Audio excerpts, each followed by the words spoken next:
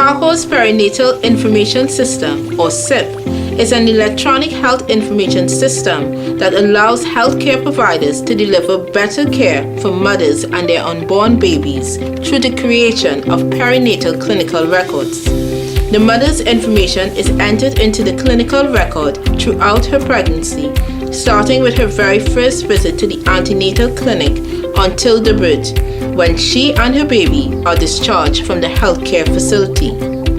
The perinatal clinical record is secure and is easily available in hard copy or via electronic devices.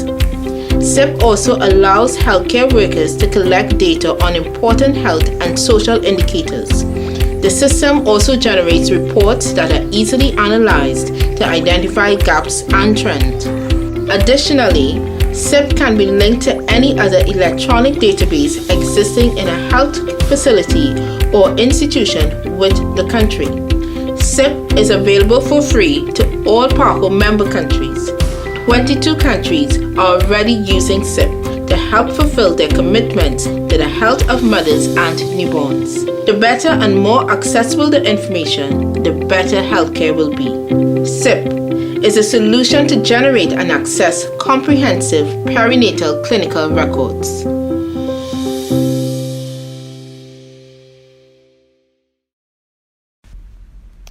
So after this brief presentation of the perinatal information system, you're going to see a demo showing how to upload a record in the new SIP Plus.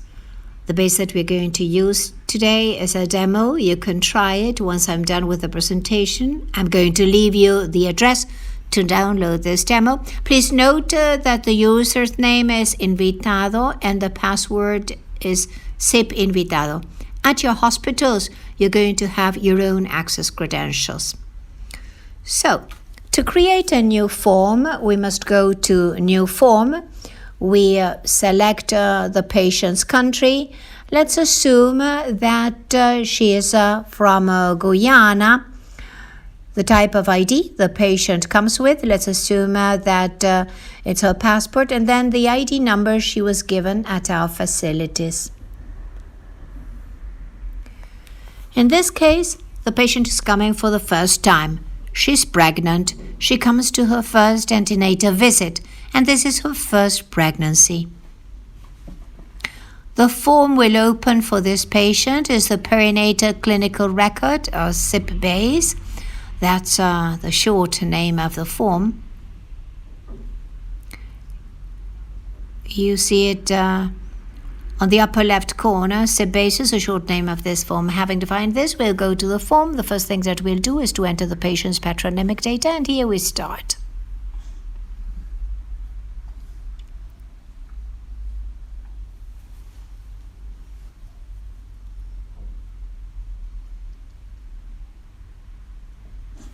In this section, we're going to enter the patient's medical, family, and personal history, as well as her obstetric history.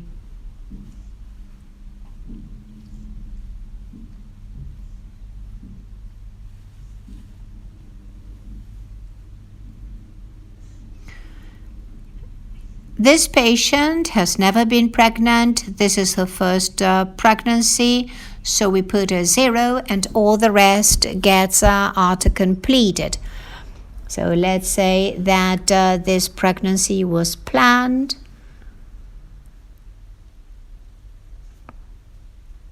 The patient was not using any contraception methods.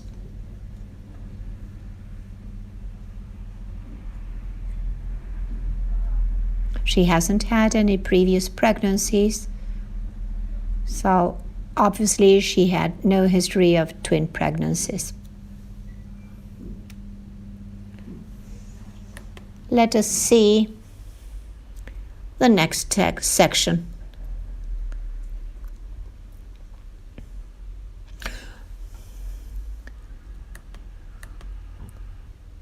Whenever you see these disks in green, it means that the data are being recorded automatically. If the stacks of disks are yellow. It means that the data are stored only on the computer locally because you're working offline. Once you go online, you'll see that these green disks start moving. If the stack is green and moving, that means that the data that have been saved locally in the computer are being uploaded to the server. We must wait until those disks cease jumping to be sure that all the data stored locally have been correctly uploaded to the server. And now we go on loading the data on the current pregnancy. Remember that this form is completed prospectively, starting when the patient comes for her first pregnancy visit. This is the section describing her current pregnancy. So we're going to enter any data available at this first visit.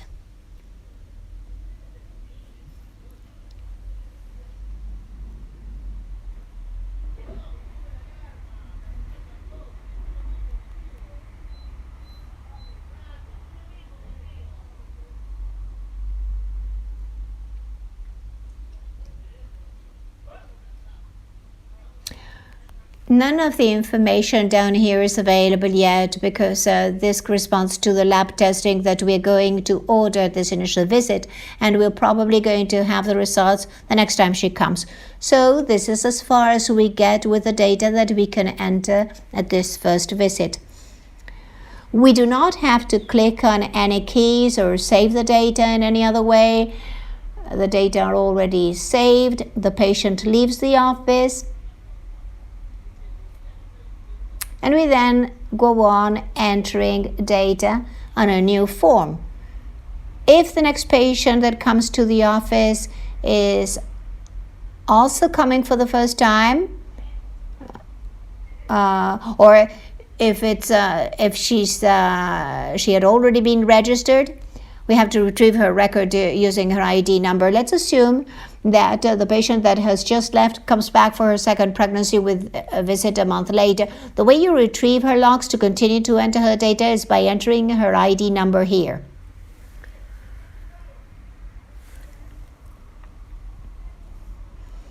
So, and here she is. The patient is Jane Doe. And we are going to edit her SIP base. These data had already been entered, and we'll go to the second section, and you'll see that the information that appears there is what we had entered at the previous visit. So let's assume that all this information is already available. So here I'm going to enter the new information.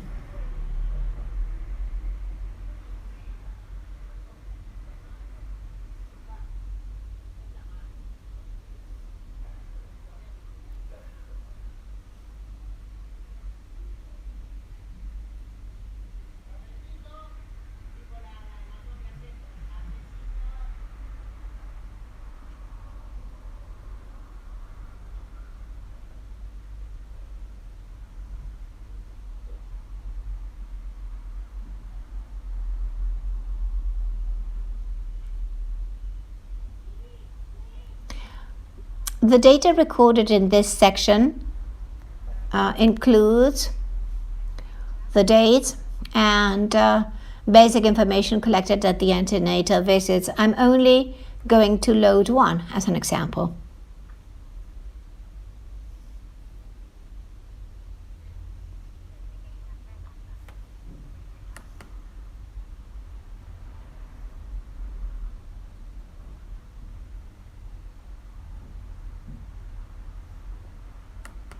Notice that here there's a dot. If you want to say that the patient weighed 46 kilos, it's important to add a 0 at the end, so it will be interpreted as a decimal.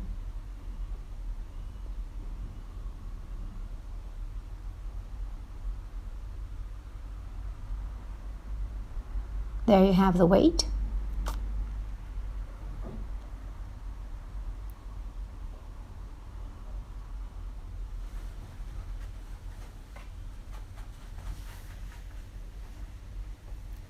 And I put a 0 there.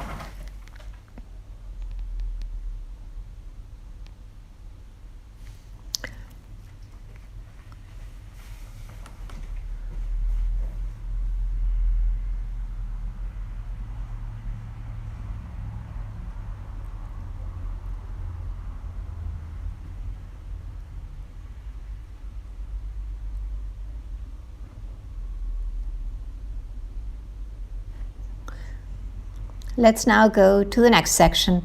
In this section, we are going to enter the data about childbirth. Here it's important to state that what you're about to record has to do with a childbirth and not an abortion. If it were an abortion, then you would have to state that it is an abortion. And this is important because when you want to draw statistics about births at your facilities, this is a variable that the system uses to filter the data. That is, you must indicate that whatever you're going to enter from now on applies to childbirth.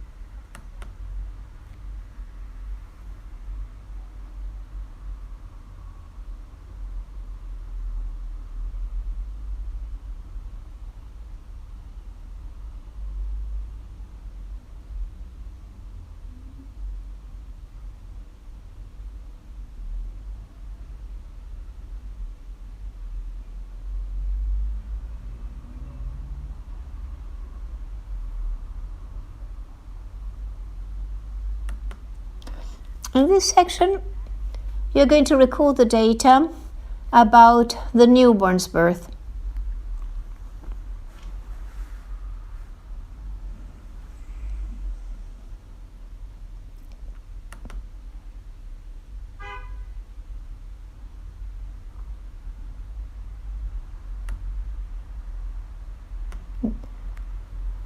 If the child in question was not a twin, you check that it was not a twin.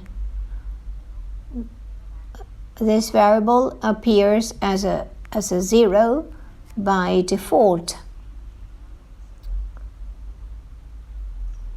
If it had been a twin, you must check yes, and this is going to change automatically to 1 so that you may record all of the data about the first newborn. Once you have completed all the data about the first newborn, you must come here to the top.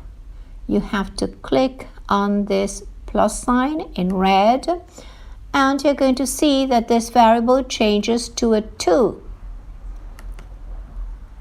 All these variables are going to remain blank.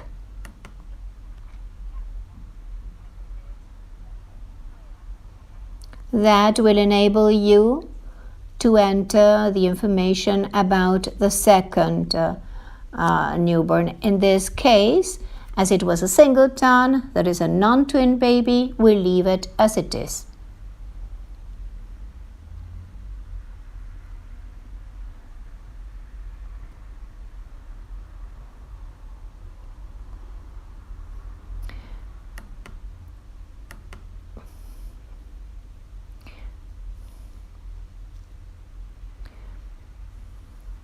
As you see there, at the bottom of the page, SIP issued an alert stating that the date of birth entered cannot be later than the date of admission.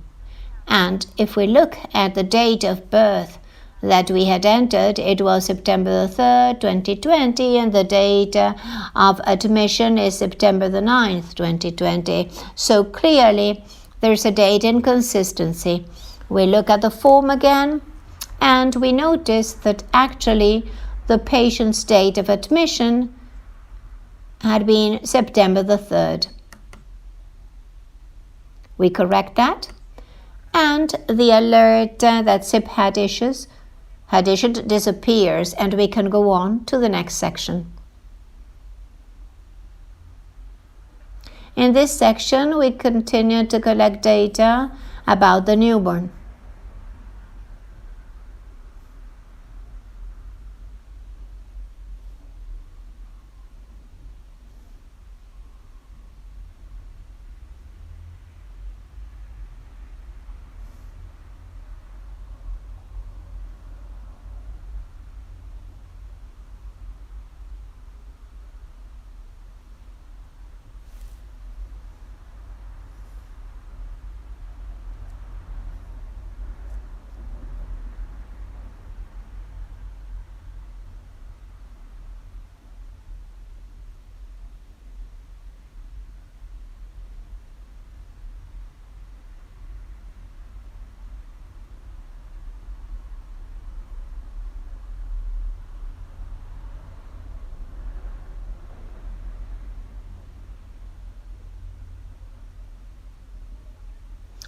In this section, we're going to record the mother's conditions, if any, during pregnancy, childbirth, and postpartum that were not fatal.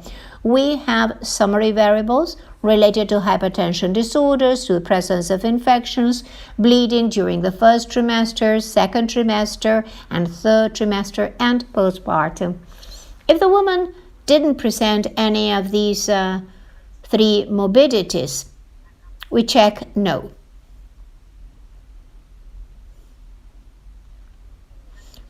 If she did have one of the three or more of the three, for instance, she may have had gestational hypertension, then we check yes. And here, remember to change the summary variable like this. It's important to avoid any inconsistencies between the summary variable and the variables that make up the summary variables. Because if one of these is positive, then in the summary variable this should appear as yes, because this one in the end is what we typically use to analyze, right? Let's now see the next section.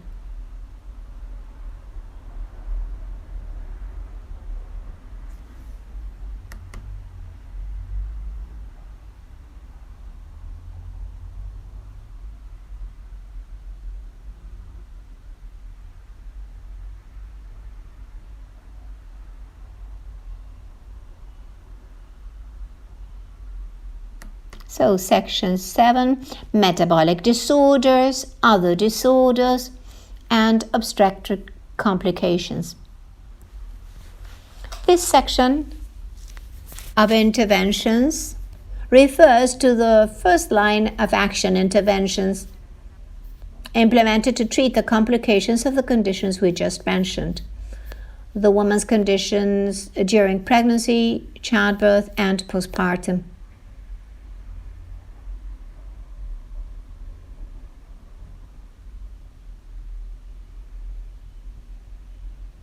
Let's assume that this patient didn't require any of these interventions.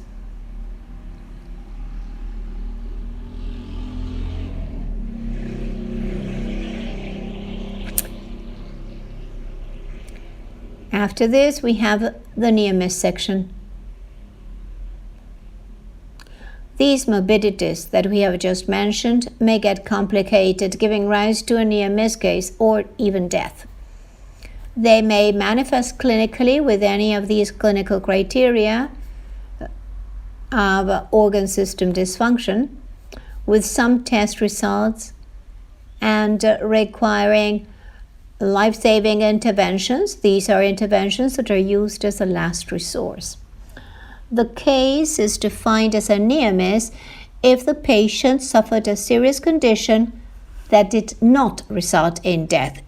If this woman finally dies, it's a case of maternal death and no longer a near miss.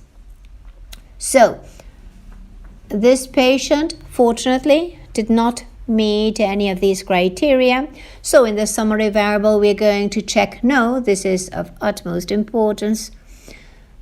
It's important to point this out in the summary variable because, as I said, these are the first variables that we analyze to check the situation, to monitor what's going on. And we move on to the last section, the mother's discharge. The information that we're going to record here is the mother's status upon discharge. How was she doing when she was discharged?